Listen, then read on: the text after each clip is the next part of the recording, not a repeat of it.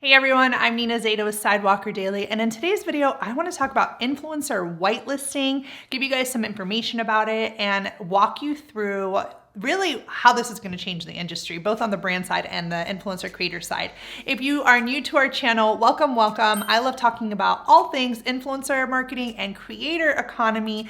I help influencers build their businesses and pitch to brands, but I also work on the brand side, and I'm constantly running influencer campaigns for my brand clients, which means paying the influencer for content. So we often like to say we're your secret weapon here at Sidewalker Daily. We're on both sides of the influencer equation, and we're here to really help share with you guys on YouTube information, knowledge, and get you really excited about this industry because we're super excited about it.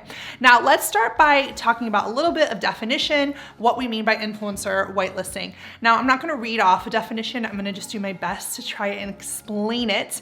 But really, influencer whitelisting is when a brand does paid ads on social, but instead of coming from the brand's account, it's coming from the influencer's account and influencer's identity. So that technically means that an influencer will be running ads on behalf of the brand, and the brand has access to create these ads on the brand's ad account, and the brand is really the one either writing the copy, choosing the images, and it's going through the influencer. But think about it, how brilliant for brands to be able to do that.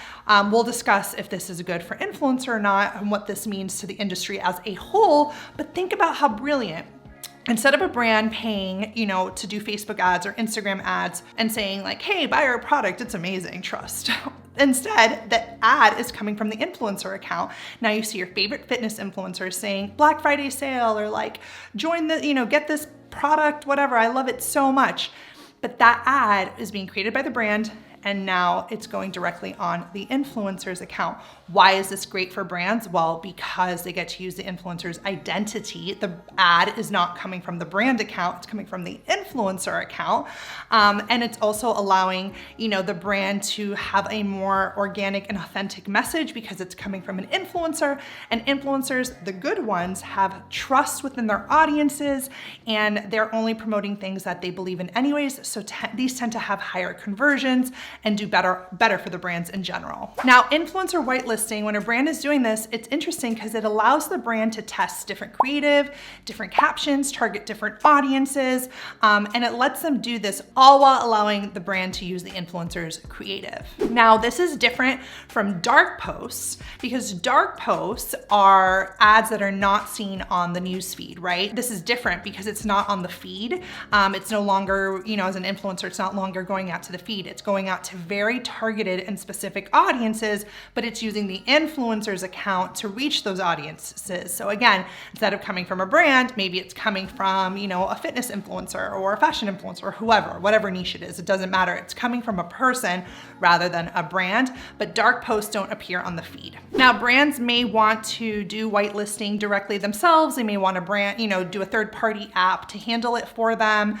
This is something that we always advise influencers to charge more for. And again, it's always case by case. If you are an influencer and you are learning to work with brands and learning how to pitch and figuring out your rates and all that, you definitely need access to our Pitching to Brands master course. I am gonna plug it in because this is the type of stuff we talk about really in depth in the course and really to come up with a pricing structure. But to the brands listening, you don't just get to do whitelisting and not charge for it, not pay for it, right? This is something that the influencers should absolutely be charging in addition to what they're already charging on their account, because you're literally using their brand identity to run your paid social. Now, sometimes, and again, everything in this world is case by case. There are no hard lines. I always like to kind of work around it. Sometimes brands will put in a lot of money, and by doing so, the influencer grows like by a lot, right? Because imagine a brand is fueling all this money into your account. You're the one running the ads, and you're getting access to a whole new audience and growing rapidly in a way that you may not be able to on your own. Again, that is something that is between the influencer and the brand to discuss like how they want, you know, what that looks like. But the brand controls the copy, they control the creative. And I think that as an influencer, if you're listening in or, you know, negotiating on your behalf, you need to know what that looks like before it goes live. I think that's something just standard, but you know, it's still something that I think should not be done for free for trade. But again, you never know. People are starting off. They're influencers when you're first starting off, that could really help them reach an audience that they would want anyways. And again, let's just say you're an influencer that makes money outside of working with brands. Let's just say you work, you know, sell your own course and you're looking for a specific type of audience, right? A very specific type of audience, and that brand is going to help you get that audience. Maybe it's something that you want to consider because it may help drive revenue. Again, those are all choices and things that you need to consider. Now, I think brands love whitelisting because it's really easy to measure the ROI of working with an influencer. It gives them a lot more tangible results. Again, conversions tend to be higher than running ads on their own page because it's coming from a trusted source. And of course, from the brand side, it is really a no-brainer to want to whitelist influencer content if a brand is already having a social, you know, paid ad strategy, because organic reach is tough for brands, so they tend to be investing a lot on the ad side. And that's why I think influencers, if a brand reaches out to you, make sure you ask those questions. You know, it's okay to ask, where is this content going?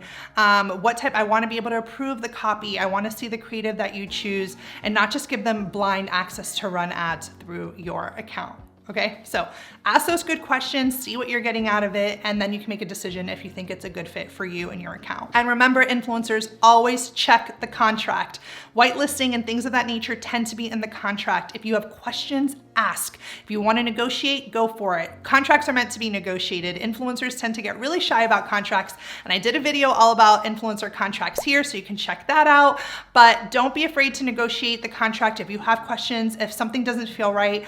But that whitelisting information is going to be in the contract, so make sure anything that you need specified, especially like, let's just say if you want approval of the content or anything of that nature, it needs to be in the contract. All right, guys, hopefully you enjoyed today's video on whitelisting. I also have a blog article that talks all about it, so you can go ahead and read that. If you are an influencer that is looking to work with brands and wants some free goodies, make sure you check out our trainings page, because we always have trainings monthly on different webinars and free trainings and workshops, so that you can go ahead and join our next one. And I will see you guys in the next video.